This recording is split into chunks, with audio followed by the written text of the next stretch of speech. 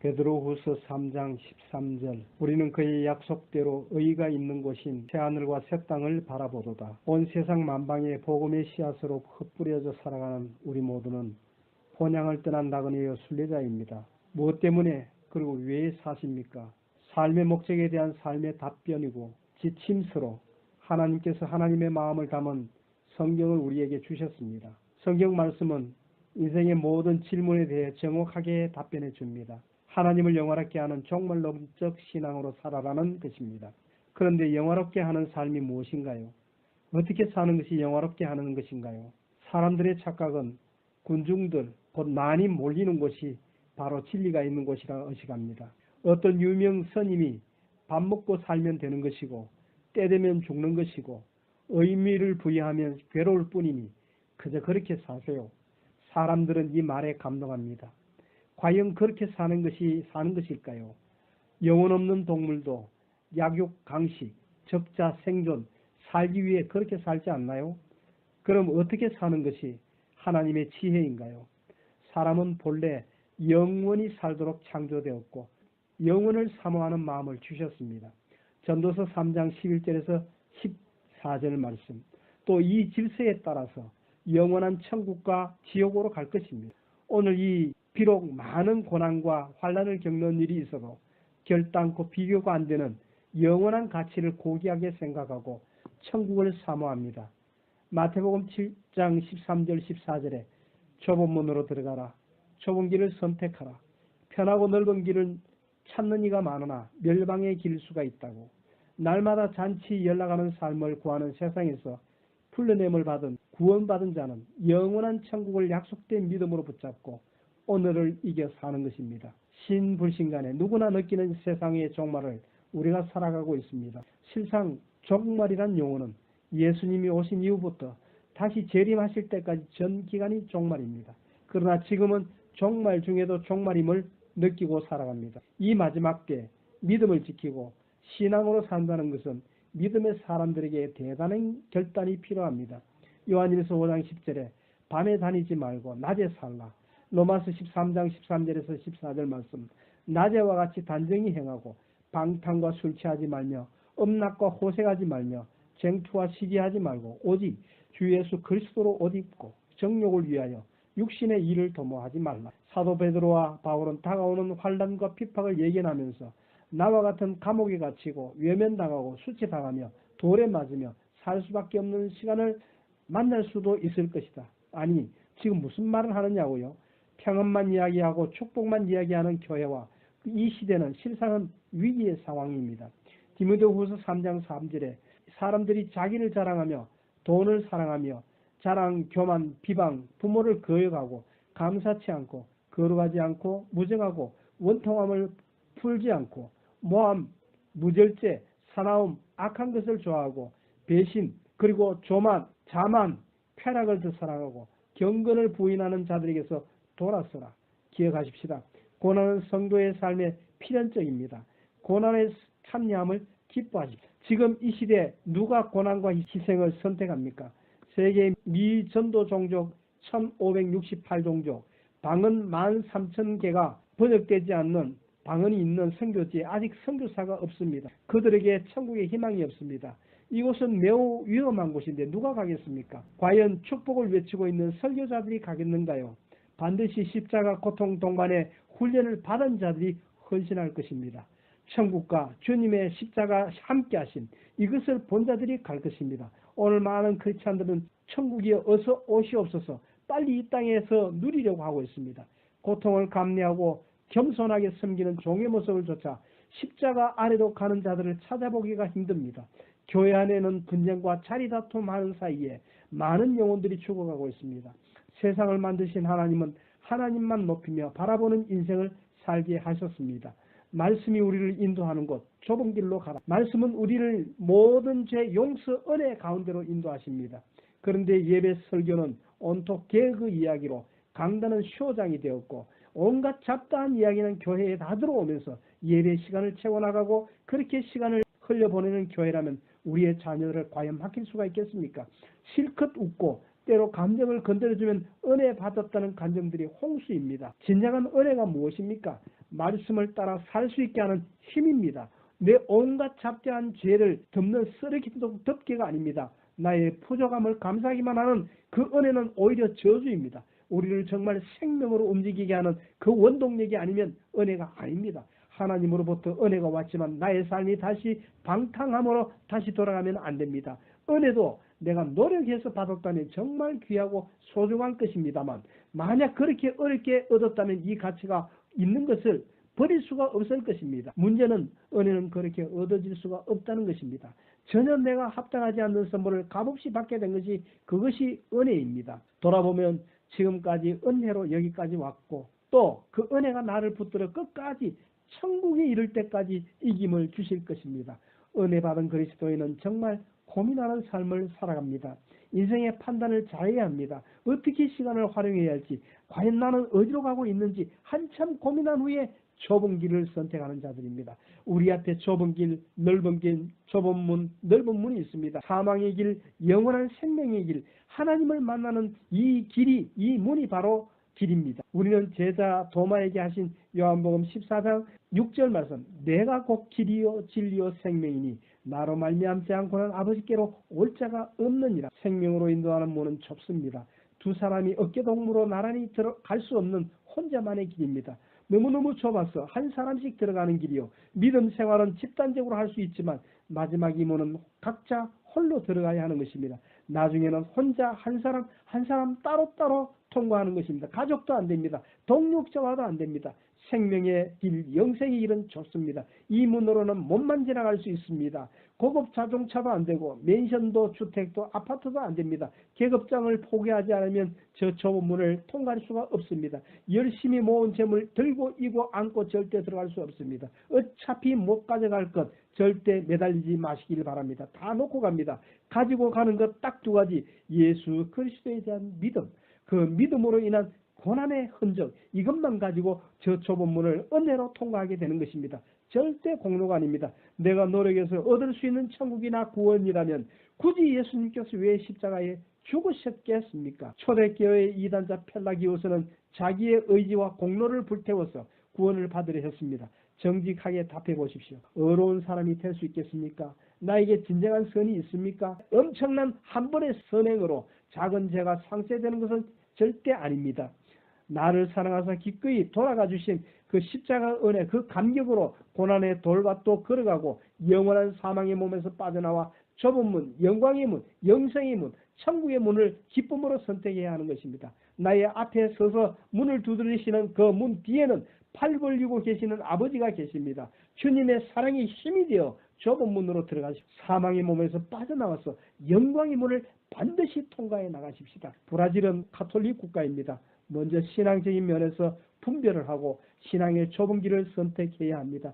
거센 가톨릭의 신앙과 신앙 문화에서 살아가면서 이제는 자세히 살피고 분별하는 지혜가 필요합니다. 예수님에게는 특별한 예제자 베드로, 야고보, 요한 제자가 있었습니다. 이들은 다른 제자들보다도 특별한 기적을 경험한 제자들입니다. 베드로는 그의 동생 안드레가 형님, 제가 메시아를 만났습니다. 구원자, 그리스도라는 의미입니다. 고향은 베세다라서 고기 잡는 집이라는 뜻의 어부들의 마을이었습니다. 오병이어의 기적이 있었던 곳이고 가브나움의 회당장 야이로의 12살 딸을 살리신 곳이었지만 이 엄청난 기적을 경험한 마을이었지만 믿음이 없는 마을로 책망받은 마을이기도 합니다. 그의 베드로의 원래 이름은 시몬입니다.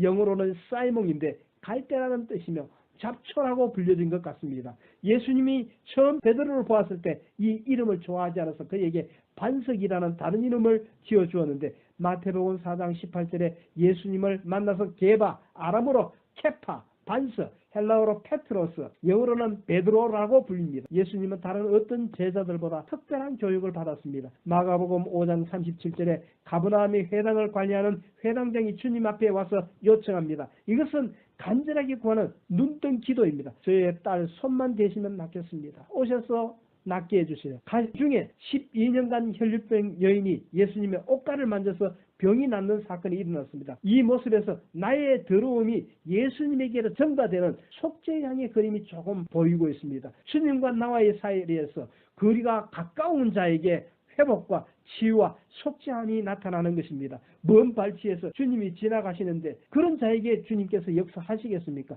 기도하지 않는 자에게 응답하시겠습니까? 치유와 움직임이 늦어지는 가운데서 이런 가운데서 야이로의 12살 딸이 죽었다는 소식을 듣습니다. 그러나 주님은 걱정하지 말라. 가자. 죽은 것이 아니라 자고 있다고 말할 때 사람들은 조롱했습니다. 엄마, 아빠 그리고 세 제자만 남기고 다 그 방에서 나가게 한 후에 죽은 소녀에게 달리다 쿰, 달리다는 소녀야 쿰, 일어나라 그렇게 명령하셨습니다. 바로 죽었던 딸이 걸어 다니는 것입니다. 예수님이 다른 이에게 말하지 말라 제자들에게 이렇게 주의를 주었습니다. 나중에 복음서가 나온 뒤에야 제자들이 이 내용을 알았을 것입니다.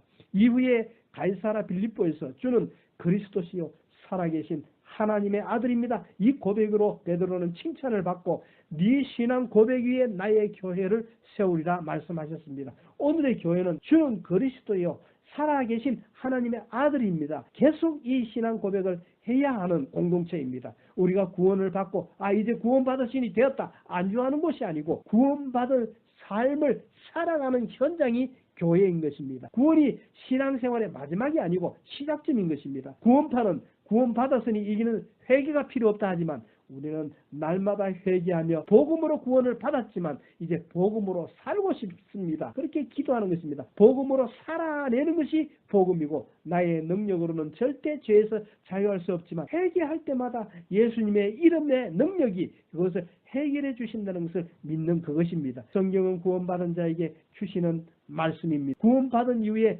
갈라디아 교회와 고린도 교회에 주신 말씀이 성경 말씀입니다. 다시 말해서 구원으로 끝나는 것이 아니라 어떻게 살아가야 하는 그 방법을 가르쳐 주는 것 그리고 그것을 배우는 것 그것이 바로 하나님의 말씀인 성경입니다. 그런데 주님은 죽음과 부활을 예언하십니다. 우리의 모든 죄악을 짊어지시고 십자가 속죄양으로 세상의 모든 죄악을 지고 가셨습니다. 그런데 베드로가 그 일은 하면 안 됩니다. 얼마 후에 베드로는 예수님의 책망을 받습니다. 마태복음 16장 23절에 사탄아 내 뒤로 물러가라. 베드로가 사탄이 아닙니다. 베드로를 조종하고 있는 사탄을 향한 예수님의 축사입니다. 물러가라. Get behind me, 사탄. 영어의 성경 원문입니다. 사탄이 잠깐 베드로의 영적 감각을 밀가부르듯 다 마비시켜서 예수님이 왜 이 말씀을 하시는지 모르게 했고 베드로는 자기가 무슨 말 하는지를 모르고 하는 말이 이런 말이었던 것입니다. 베드로가 마귀에게 조종당하고 있거나 자기도 모르는 사이에 마귀에게 당하고 있구나. 이 엄청난 하나님의 구원 사역을 위해서 하나님께서 이렇게 오랫동안 사역을 또 주님이 준비하시고 주님이 오셨는데 이 온전한 큰 사역을 이 모든 섭리와 계획을 무너지게 하는 이 일을 베드로가 하려고 했던 것입니다. 아니죠. 베드로가 하려는 것이 아니라 베드로의 입을 통해서 사탄이 조종을 했던 것입니다. 그래서 예수님께서 베드로를 조종하는 사탄을 보시고는 베드로를 분리시켜서 예수님은 내 뒤로 물러가라 말씀하십니다. 이것이 예수님께서 우리를 보호하시는 주님의 모습입니다. 내 앞에가 아니라 예수님 등 뒤로 물러가라고 하시는 그런 명령이십니다. 떨어지라는 수준이 아니라 주님이 내 뒤로 물러가라 하시면 주님과 나와의 사이는 주님과 나와 단 둘이 밖에 없는 것입니다. 이런 예수님을 경험하게 되면 우리는 예수님밖에 보이지를 않습니다. 단순히 마귀와 갈라놓는 수준이 아니고 또 이 예수님의 변화산 산상에서 주님의 신성을 보았습니다. 베드로는 여기에서 엘리야와 모세와 주님의 집을 지읍시다 했고 마침내 수제자가 되었지만 재판받으시는 주님 앞에 베드로는 3번을 부인하게 됩니다. 그러나 예수님께서 부활하신 후에 바닷가로 찾아오셔서 주님이 직접 마련하신 식탁에서 네가 나를 사랑하느냐 3번의 질문을 받고 주님은 그에게 내 양을 먹이라고 명령하십니다. 그 후에 부활 후 40일이 지나고 마가의 다락방에서 10일간 기도에 전혀 힘쓰고 마침내 오순절에 성령의 강림 역사를 경험하고 베드로는 설교할 때에 3,000명이 회개하는 그런 큰 역사를 경험하게 되는 것입니다. 어부 출신 베드로가 요엘서를 풀어서 설교할 때에 제대로 공부한 적이 없는 베드로가 십자가와 부활을 증거하는 그 당당함으로 설교할 때에 여기에 하나님의 역사가 나타나는 것입니다. 사람들은 이 신비를 모릅니다.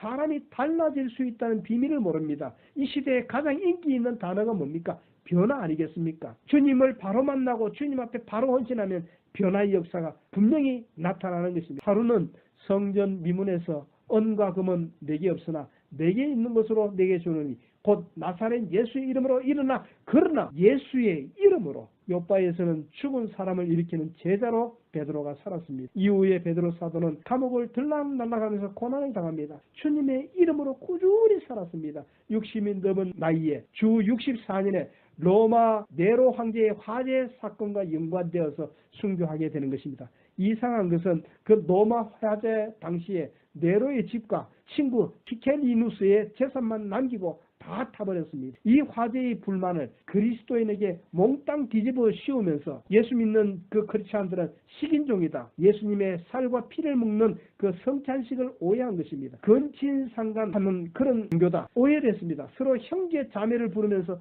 결혼한다고. 이때에 베드로와 바울은 잡혔고 65년 전후에 순교하게 되는 것입니다. 로마 순교를 앞둔 베드로가 영감 중에서 환난과 고난이 예상되었을 때에 베드로 전후서를 기록해서 소아시아에 있는 모든 성도들에게 교회 앞에서 앞으로 더 큰 고난이 올 건데 이것 그렇게 됐을 때 주님을 배신하고 떠날 것을 염려해서 격려의 메시지로 이 서신서를 만들었던 것입니다.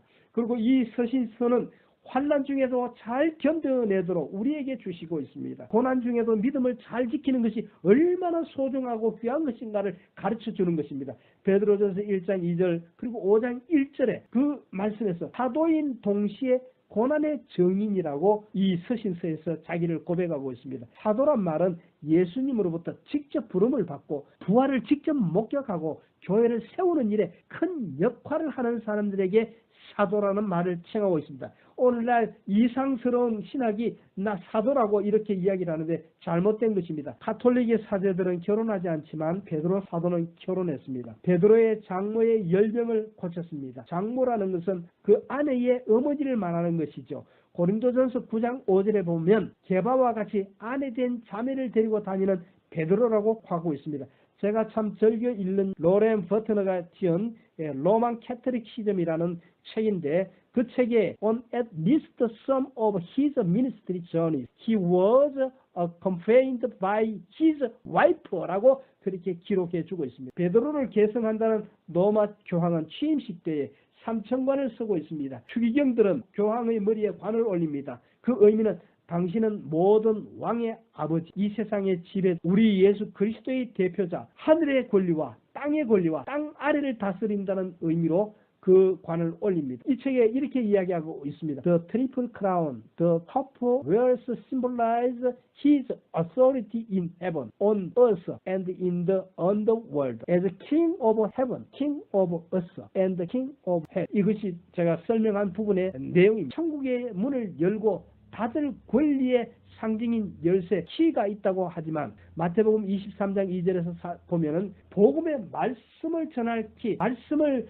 열어서 전할 그러한 키를 말하는 것이지 천국의 문을 열고 지옥의 문을 닫고 하는 그런 키를 말하는 것은 아닙니다. 또 천주교에서는 고해성사를 해야 한다고 하지만 하나님께 가는 유일한 길은 예수 그리스도 외에는 없습니다. 죄 사함에 있어서도 사제들에게 고백할 이유도 없고 죄를 사해줄 권석도 능력도 전혀 없습니다. 오직 예수님의 이름으로 회개하면 용서되는 것입니다. 요한복음 14장 6절 말씀, 내가 곧 길이요 진리요 생명이니 나로 말미암지 않고는 아버지께로 올 자가 없느니라. 가톨릭 교회에서는 6월 29일을 베드로 사도와 사도 바울의 대축일로 기념하고 있습니다. 십자가 거꾸로 매달리기를 원했던 베드로가 가톨릭이 추대하는 초대 교황으로 영광 받는 일을 정말 즐거워하겠습니까? 이제는 한국 교회가 맡고 있는 교회의 위기를 진단해 봅니다. 베드로전서 2장 5절에서 9절 말씀에 니골라 당을 설명하고 있습니다. 사도행전 6장 5절에 보면 초대교회 7집사 중에 한 사람 니골라가 나타나고 있습니다. 이 니골라는 나중에 잘못 해석하고 있었던 것입니다. 그는 영은 중요하고 육은 중요치 않으니 육신을 자유를 위한 기회로 신앙의 순수성을 파괴하는 가르침으로 현대 구원파 교리와 유사한데 구원파의 기도에는 감사와 간구만 하는 것이지 회의의 기도는 예수님의 십자가를 욕되게 하는 것이라 주장합니다. 오늘날 교회가 또 우상 숭배 장소가 되어가고 있습니다. 우상이 무엇입니까? 하나님보다 더 사랑하는 것은 모두 우상입니다. 우리가 쉽게 말하는 인기스타, 아이돌이라는 영어 표현이 있습니다. 물론 나의 우상 가벼운 표이겠지만 우리 신앙인들에게 있어서는 이 아이돌이라는 이런 용어 표현도 좀 생각해보고 조심스럽게 표현해야 하는 것입니다. 교회사를 둘러보면 동방기독교, 곧 러시아 정교회, 그리스 정교회, 이집트 정교회 등 정통교회와 서방 로마 카톨릭과 분열이 된 이유가 바로 이 우상숭배, 곧 성상숭배, 포로 이마쟁에서 출발이 되었던 것입니다. 동방정교에서는 신앙의 도움을 위해서 그림은 인정하지만 조각상은 허용하지 않았던 것입니다. 우리 신앙생활에 우상화되는 부분을 경계해야 하는 것입니다. 하나님의 자리에 내가 있고 이것은 개인주의입니다. 돈이 있고 만모니즘입니다. 직분이 있고 삼위일체 하나님 자리에 이기주의, 개인주의 우상이 자리하고 있습니다. 우리는 여기서 빠져나와야 합니다. 우리 생각할 때 이기주의가 무슨 죄인가?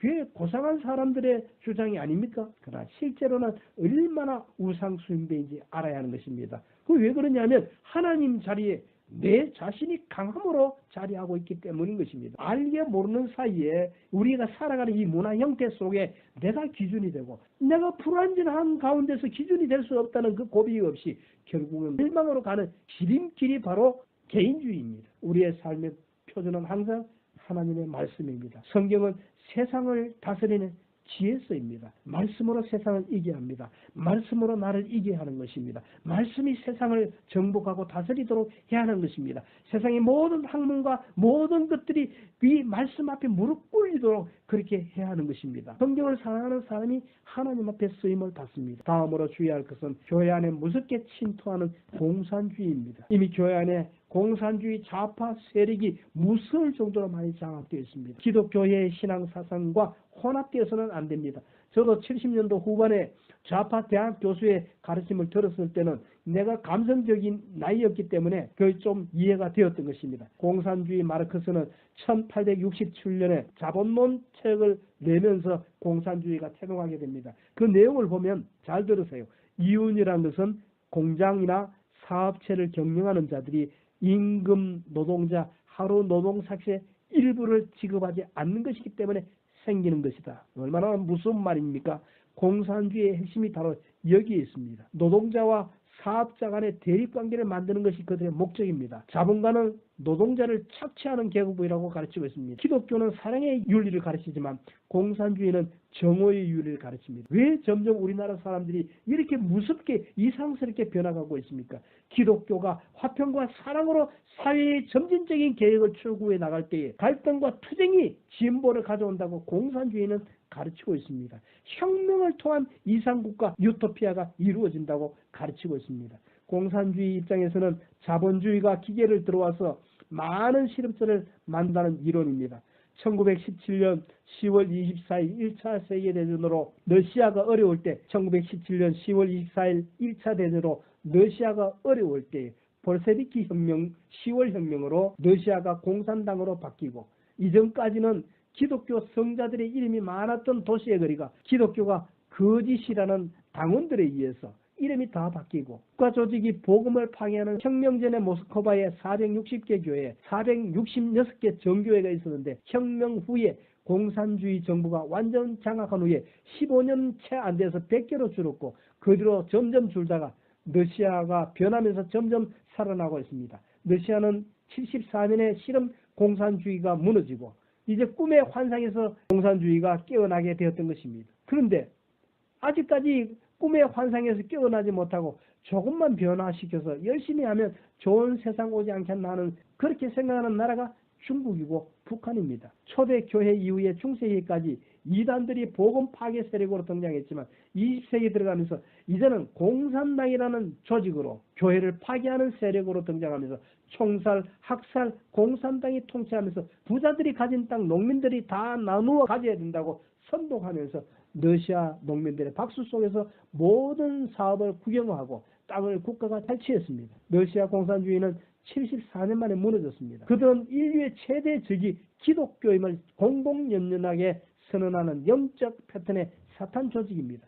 그런데도 분별 없이 교회 목사님, 장로님, 신자들이 이걸 보지 못하고 사회주의 공산주의를 향해서 나아가고 있습니다. 그런데 무신론 공산주의 사상 중에서 최고로 악한 중국 모택동식 공산주의, 북한 김일성식 공산주의가 우리 교회를 위협하고 있습니다. 공산주의 나라 역사는 한마디로 뇌물투성이의 나라가 되었고 독재자의 패턴으로 가는 것입니다. 어저께 2019년 5월 28일에 유엔 인권 고등판무관실 OHCHR 보고서에 의하면 북한 주민들의 생존을 위해서 뇌물을 상납해야 되는 국가라고 보고되고 있습니다. 이것이 북한의 현실이지만 대한민국은 이렇게 되지 않기를 바라는 마음입니다. 공산주의의 뿌리인 유물론, 변정법, 진화론, 사회주의, 좌파사상, 정신부전, 영혼부정, 성적 자유 이런 것들이 세계 전반에 동서유럽, 남아메리카, 쿠바,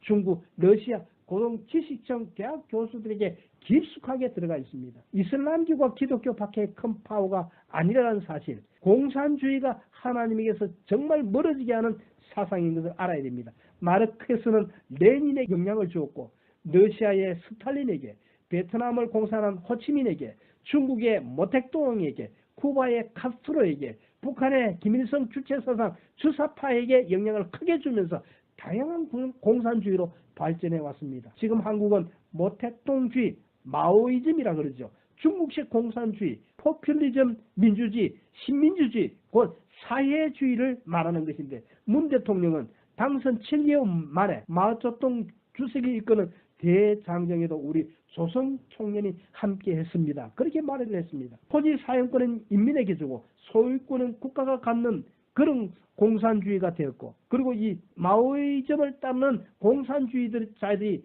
우리나라에 너무 많이 있습니다. 이제는 시진핑식 공산주의가 통과됐습니다. 장기 집권이 가능하게 됐습니다. 그가 투표할 때 2,970표의 찬성, 반대 제로, 무효 제로로 통과했던 것입니다. 세계의 가장 무서운 공산주의가 마오이즘 중국임을 모르는 분들이 아주 많습니다. 엄밀히 공산주의가 우리 가운데 무신론이 퍼져나간다는 이 사실을 모르고 있습니다. 공산당 선언 초기에 진화론이 주장되었던 것입니다. 이제 교회가 소리를 내야 되는데 설교하면 왜 교회가 정치를 이야기하느냐고 항의하는데 이건 정치 문제가 아닙니다. 이건 영적 싸움의 문제인 것입니다. 북한의 주체 사상은 세상 사상가들이 분류할 때 다 종교로 분류하고 있습니다. 저에게도 평양신학교 졸업생 명단이 나온 책자를 제가 가지고 있는데 김일성 가족 중에 유명 목사도 있고 성명 표현대로 말하자면 우리에게서 나간 자들이 기독교의 가정이 김일성의 가정이었습니다. 오늘 이 정부가 들어서서 주사파가 넘쳐나는 나라가 되어가고 있습니다. 더불어라는 표현을 너무너무 좋아하는 자들입니다. 동계올림픽 2018년 2월 9일 강원도 용평 블리스 힐스테이 개회식 리셉션에서 김일성 혁명을 바꾸는 관점이었던 신영복 씨를 향해서 문재인 대통령은 제가 존경하는 한국의 사상가 신영복 선생님이라고 전 세계인들이 모인 동계올림픽 리셉션 자리에서 고백을 했던 것입니다. 과거 북한 공산당은 신학교를 통폐합하고 교회를 없애고 모든 목사들을 처참하게 죽였고 모든 기독교인들을 죽였습니다. 신앙인들은 믿음을 지키기 위해서 남한으로 남진 내려왔고 그래서 정착하고 교회를 세우고 신앙생활을 했던 것입니다. 지금도 지구상에서 가장 심한 기독교 탄압 국가가 바로 북한입니다. 기록을 보면 일제시대 서북지역, 만주지역 독립운동가들이 참 많이도 죽었습니다. 그때 독립운동가들이 거의 크리스찬들이었습니다. 어쨌든 일제군에 의해 죽은 수만큼 기독교를 박해하는 공산주의에 의해 죽은 사가 얼마나 많은지 이것을 가르치고 않고 있습니다. 예수 믿는다는 이유 때문에 크리스찬 독립운동가들이 얼마나 많이 죽었는지 제가 가진 자료를 기초로 해서 독립운동가들과 기독교에 대해서 설교하고 싶습니다. 지금 신학 분야에도 좌경과 연결되는 어처구니 없는 사람들이 참 많이 있습니다. 교회 내에 막스주의와 신앙을 섞으려는 자들이 많이 있습니다. 제가 보기에는 그런 사상과 그런 생각을 가진 그들에게는 하나님이 없습니다. 하나님 모르는 자들입니다. 에덴과 에덴 밖의 삶의 차이가 무엇입니까? 천국과 지옥의 차이가 무엇입니까? 하나님의 안에 있는 삶과 하나님 밖에 있는 삶의 차이인 것입니다. 우리나라 언론은 이미 좌경화되었습니다. 언론은 이미 사실을 전달하는 것이 아니고 좌파적 사상의 전달 매체입니다. 분별력을 가져야 합니다. 공영 방송을 들을 때는 걸러서 들으시고 기도하시고 성경을 펴야 하는 것입니다. 앞으로 자본주의 사회가 무너지고 사회주의를 거쳐 공산주의로 가는 것이 그들의 목표인 것입니다. 지금 저들이 스스로 진보적이라고 말을 그럴듯하게 하지만 실제는 아닙니다. 현실을 보십시오.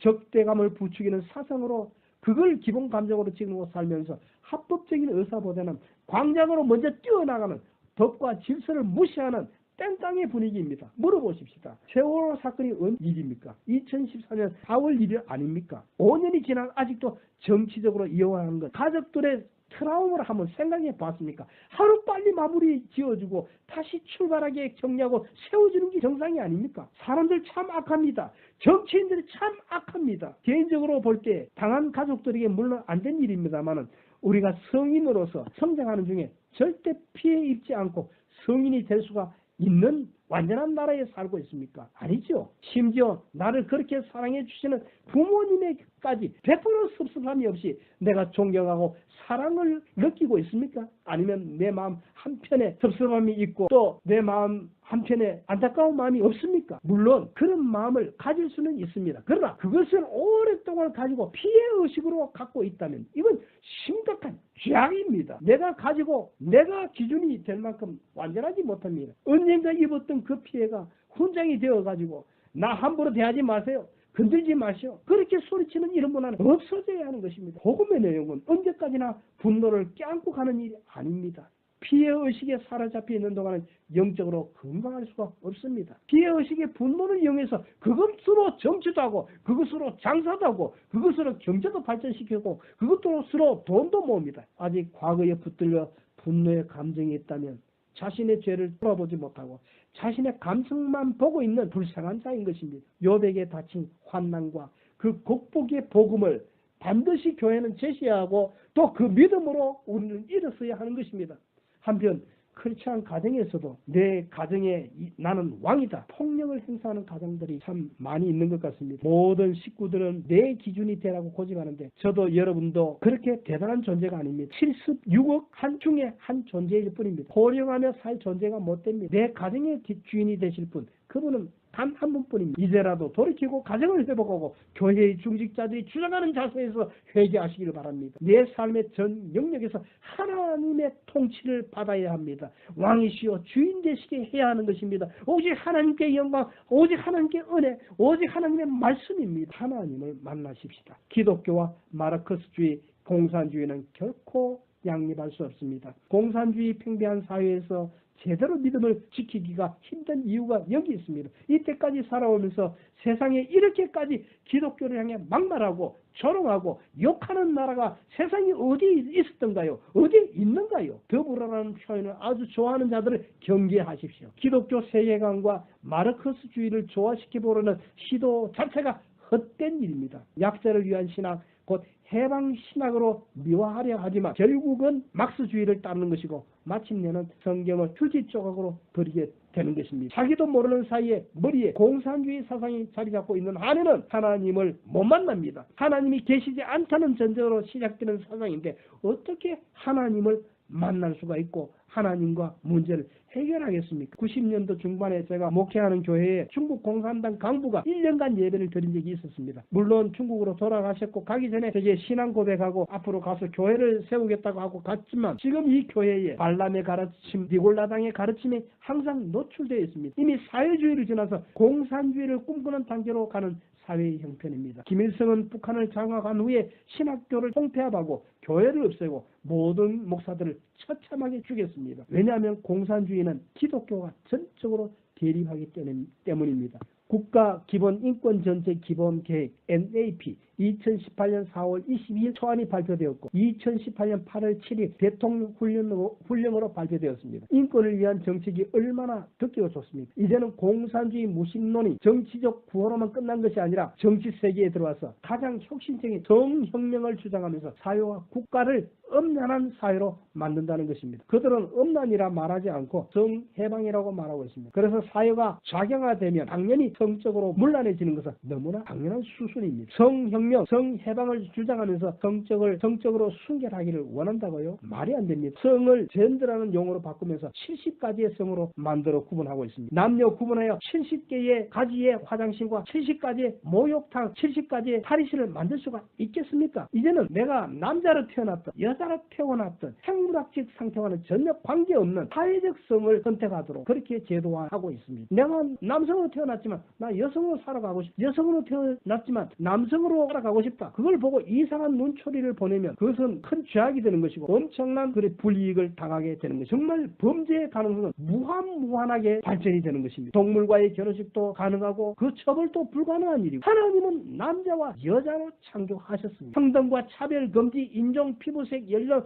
성적 지향과 성정체성, 외국인 차별 금지 얼마나 좋은 말입니까? 그 이전에 하나님이 사랑하시는 고귀한 창조물입니다. 더 무엇을 주장하고 더 무엇을 원하십니까? 무엇을 높이고 무엇을 낮춘다는 말입니까? 높고 낮음이 아니고 남자와 여자 평등한 가운데 서로 사랑하고 귀하게 여기고 서로 도우며 하나님을 섬기는 그 이상 그 이하도 더 이하일 수가 없는 것입니다. 앞으로 오는 세대에는 이단에 대해서 비판도 할 수 없습니다. 문제는 우리가 안 가르쳐주니 무엇이 이단인지 어떻게 믿어야 되지 알 수도 없는 것입니다. 우리 주님이 내 인생 내 가정 함께 잔치의 즐거움을 주시기에 항상 우리를 향해서 문을 두드리고 계십니다. 교회가 할 일이 무엇입니까? 신앙의 순수성을 지켜내고 전수해 주는 일이고 목자는 양떼들이 동물을 먹지 못하도록 목숨을 버리며 삭군이 되지 않는 그 삶을 살아야 하는 것입니다. 성경을 바로 가르치지 않으면 결국에는 영적 음란으로 이어져 가는 것입니다. 믿음이 흔들리고 제대로 서 있기도 힘든데 그중에 자격화된 세상 가운데서 믿음 지키기는 더 힘들기 때문에 이 분별력을 갖자고 이 말씀을 나눈 것입니다. 제발 헛똑도 하지 마시고 회의 중에 졸았다고 대공하기 고사포로 총살하는 것이 인권입니까? 제발 정신 좀 차리십시다. 자격화된 신앙은 하나님을 못 만납니다. 자격화된 교회가 많이 늘어가고 있습니다. 절대 하나님을 못 만납니다. 왜냐하면 강단에서 매 주일마다 오직 해방만 이야기할 것이기 때문입니다. 죄의 이야기 없습니다. 죄의 언급이 없으면 하나님을 못 만납니다. 죄인인 나를 만나 주실 이유가 무엇입니까? 왜 나를 사랑하십니까? 왜 나를 사랑하십니까? 이 질문이 없으면 주님을 만날 수가 없어요. 왜? 이 궁금증이 없으면 하나님을 결코 못 만나는 것입니다. 내가 의문을 품을 때에 주님이 나를 만나 주시는 것입니다. 복음을 흉내내는 그 어떤 것과 타협하지 마십시오. 근본이 다릅니다. 뿌리가 틀립니다. 좋은 나무에 좋은 과실을 맺는다고 주님이 가르쳐 주셨습니다. 가짜가 아무리 그럴듯한 열매를 만들어 전시한 것을 보니 보기 좋으면 된 것 아닌가? 이게 흉악한 계교인 것입니다.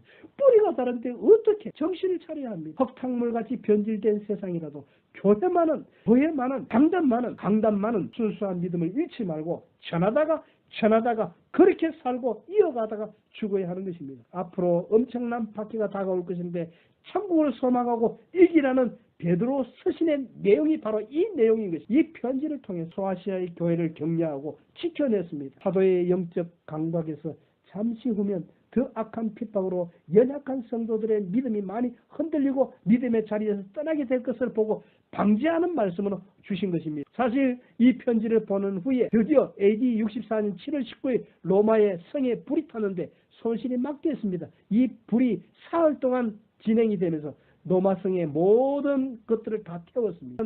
짐승의 가죽을 뒤집어쓰고 경기장에 들어가서 기어다니면서 사자와 각종 맹수들과 필사적으로 싸웠고 어떤 사람은 개에게 쫓기고 어떤 사람은 십자가에 못 박혔습니다. 당시 그가 정원에서 바비큐 연회를 열었고 크리스찬의 몸에 역청을 발랐고 그들은 그 화환의 기둥에 묶어놓고 산채로 불을 붙여 인육 횃불을 만들어서 그 자리에 파티를 즐겼던 것입니다. 이 두려움 속에서 이 상황을 바라보면서 베드로는 전후서 편지를 썼던 것입니다. 핍박에 준비하라 격려했습니다. 나도 이제 이 핍박에서 순교될 것인데 곧 이후에 십자가에 못 박히게 될 것입니다. 내가 30년 동안 예수님의 예언 이후에 네로가 핍박하는 이 기간 동안 주의 말씀 전하면서 꿋꿋하게 살았다. 피하라고 가르치지 않았고 오히려 인내함으로 이 핍박을 견뎌내라. 저 하늘나라 소망을 붙들고 예수님을 위해서 인내하라. 이것을 배웠던 것입니다. 예수님을 위해 고난을 준비하라고 말씀했습니다. 어떤 태도로 고난을 대해야 된다고 가르쳤습니다. 가면 갈수록 힘들어져가는 사회에서 어떻게 살아야 한다는 것을 베드로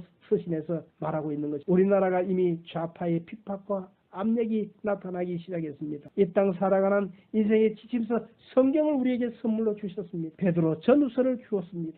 사랑하십시다. 귀하게 여기십시다. 읽으십시다. 묵상하십시다. 열심히 들으십시다. 그리고 적용하십시다. 인생의 목적을 알려주는 교과서가 성경입니다. 세상의 근원을 알려주는 유일한 책입니다. 이 책을 먹으면서 의지적인 믿음이 아니라 지적인 믿음이 되었으면 좋겠습니다. 성경의 유의, 기도원 성경의 서문에 이렇게 쓰여 있습니다. 성경은 하나님의 뜻, 인간의 형편, 구원의 길, 죄인의 운명, 신도들의 복락을 제시해주고 있다. 성경의 교훈은 거룩하며 그 명령은 구속력이 있으며 그 보도들은 진리이며 그 결단들은 불변하다. 성경을 읽어 지혜롭게 되어라. 성경을 믿어 구원을 받으라. 그 가르침대로 삶으로서 거룩하게 되어라. 성경은 너를 인도하는 빛을 주며 너를 먹일 음식을 주며 너를 소생시켜 즐거움을 갖게 해준다. 성경은 여행자들의 지도요 순례자들의 지팡이이며 항해사들의 나침반이며 군인들의 검이며 그리스도인의 삶의 현장이다. 성경 안에 낙원이 회복되며 하늘이 열며 지옥의 문들이 극복되어진다. 예수 그리스도는 성경의 일대 주제이며 우리의 행복이 성경의 계획이며 하나님의 영광이 성경의 목표이다. 성경이 우리의 생각을 채워야 하며 우리의 마음을 인도해야 하며 우리의 발걸음을 이끌어야 한다. 성경을 자주 기도하며 읽어라. 성경은 부의 원천이며 영광의 낙원이며 기쁨의 강물이다. 성경은 현재 너에게 주어졌고 심판날에 펼쳐질 것이다. 영원히 기억될 것이다. 성경은 우리에게 최고의 책임을 부과해 준다. 성경은 지고한 노예에 대해서는 합당한 보답을 해줄 것이며 거룩한 내용을 희롱하는 모든 자들을 심판할 것이다.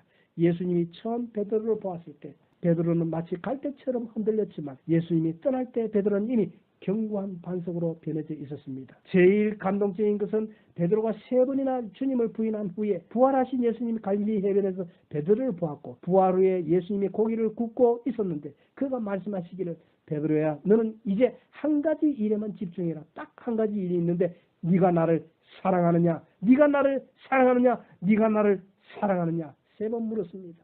그래서 베드로 사도도 이 베드로 서신에서 독자들의 마음 깊숙한 마음의 고백의 말로 비록 너희들은 예수님을 보지 못했지만 그분이 너를 사랑하느니라 이렇게 말했던 것입니다. 그리고 나중에 이것이 제일 중요한 하나의 관건인데 당신이 그를 사랑하십니까? 예수님은 당신이 한 가지 일에만 신경 쓰기를 원합니다. 사랑합니까? 예수님 묻기를 우리에게 네가 나를 사랑하느냐 3번을 물었고 이 물음으로 베드로가 반석으로 변했고 베드로는 첫 번째 오순절에 일어나서 설교한 사람. 처음에는 갈대 같았지만 후에는 반석 같은 사람이 되었습니다. 그의 일생은 참으로 기묘합니다. 성경을 선물로 받은 모든 크리스천은 이 3가지 미덕으로 성경 전체를 관통하며 읽고 이해해야 하는 것입니다. 성경 전체에서 믿음은 하나님이 과거에 나의 몸에 행하신 역사이고 소망은 그분의 미래 역사이고 사랑은 그의 현재의 역사인데 믿음, 소망, 사랑은 곧 내 개인 구원의 3가지 측면입니다. 오늘 우리에게 믿음, 소망, 사랑 3가지가 다 있어요. 사람들은